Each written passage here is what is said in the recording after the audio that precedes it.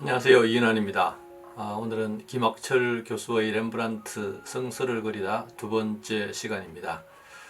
지난 시간에 우리는 렘브란트의 마태와 천사를 통해서 렘브란트가 성서를 어떻게 대하는가에 대해서 살펴봤습니다. 우리들은 숙고와 계시, 이 계시와 숙고 사이에서 탄생한 성서를 어떻게 대해야 할까요? 성서를 기록하는 마태가 그의 지성을 한껏 사용해야 했듯이 성서를 대하는 사람이라면 누구나 지적 고투의 과정을 거치지 않으면 안 됩니다. 지적 태도로 성서를 대한다는 것은 과연 어떤 것을, 무엇을 의미하는 것일까요? 그것은 한마디로 성서를 읽는 것입니다. 좀 더 정확히 말하면 렘브란트는 성서란 손을 대고 이해하며 읽어야 하는 책이라고 생각했습니다. 이런 그의 생각이 명확히 드러난 그림이 바로 1631년 작품인 예언자 안나입니다. 누가복음서 2장 36절에서 38절은 예수를 기다리던 여성 예언자 안나를 소개하고 있습니다.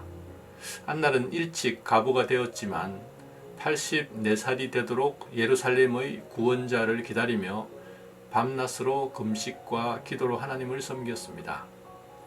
마침내 안나는 성전에서 예수를 만나 그가 이스라엘이 기다리던 메시아임을 공개적으로 선포하였습니다.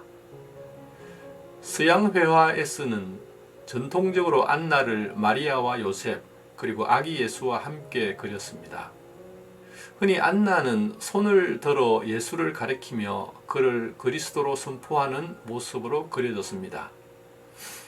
한편 그녀가 예언자였기 때문에 정교회 도상학에서는 종종 두루마리와 함께 그려지기도 했습니다.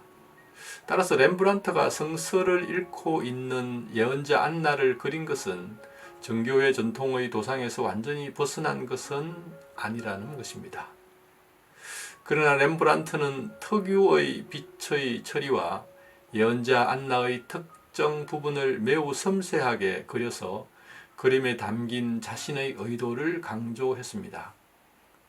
빛은 안나의 뒤에서부터 와서 그가 머리에 두른 천을 금색과 갈색으로 빛나게 합니다.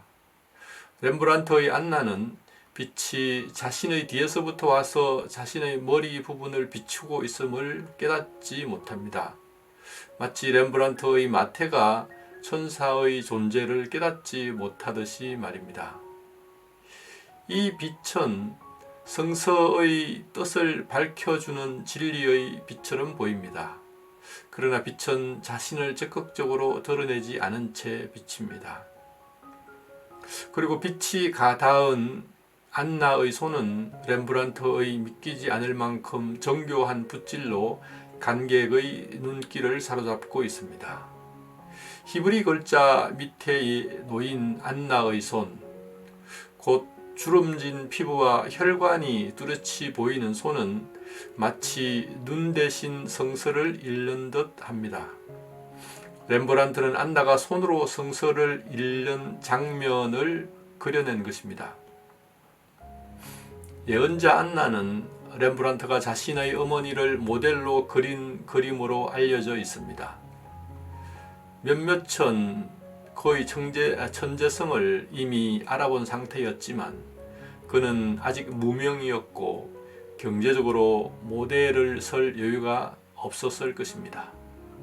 그러한 이유와 더불어 렘브란트는 가톨릭 신자였던 어머니를 프로테스탄트적 예언자 안나로 거듭나게 하고 싶었는지도 모릅니다.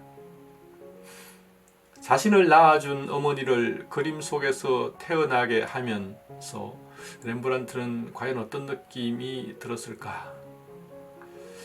렘브란트의 안나가 보여주는 특징을 잘 이해하기 위해서 우리는 렘브란트의 첫 제자이자 이후에는 렘브란트보다 더 비싼 값에 그림을 팔기도 한 헤릿 도우의 그림, 즉 예언자 안나와 비교할 필요가 있습니다. 도우 역시 렘브란트의 어머니를 모델로 하였습니다. 도우는 렘브란트의 제자였지만 이후 렘브란트의 화풍에서 다소 멀어졌습니다. 여하튼 도우의 그림에서는 안나는 성서를 갖고 있습니다. 저자는 일부러 잃고 있다라는 표현을 하지 않았습니다. 도우의 그림을 보시면 도우의 안나는 성서를 잃고 있는 것일까요?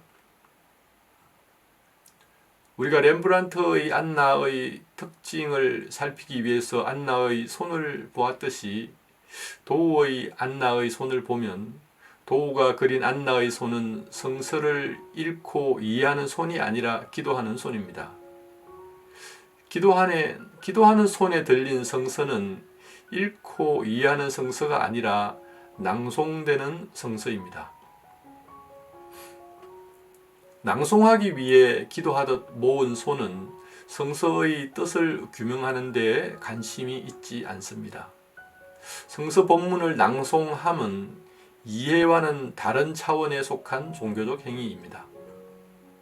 렘브란트가 그린 안나의 주름진 손에 그녀가 살아온 세월의 흔적이 그대로 나타나고 있습니다.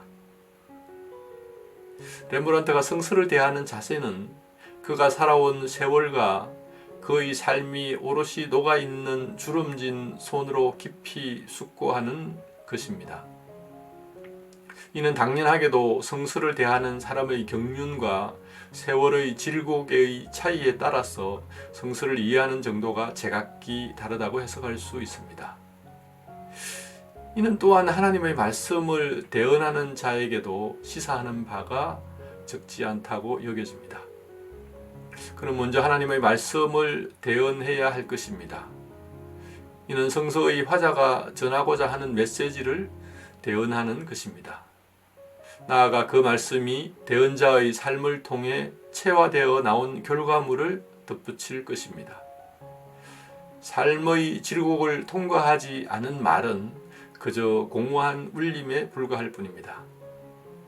렘브란트에게 성서는 자신도 모르는 사이에 계시의 빛을 받아 손을 대고 읽고 이해해야 할 대상이었음을 예언자 안나를 통해서 나타내고 있는 것입니다.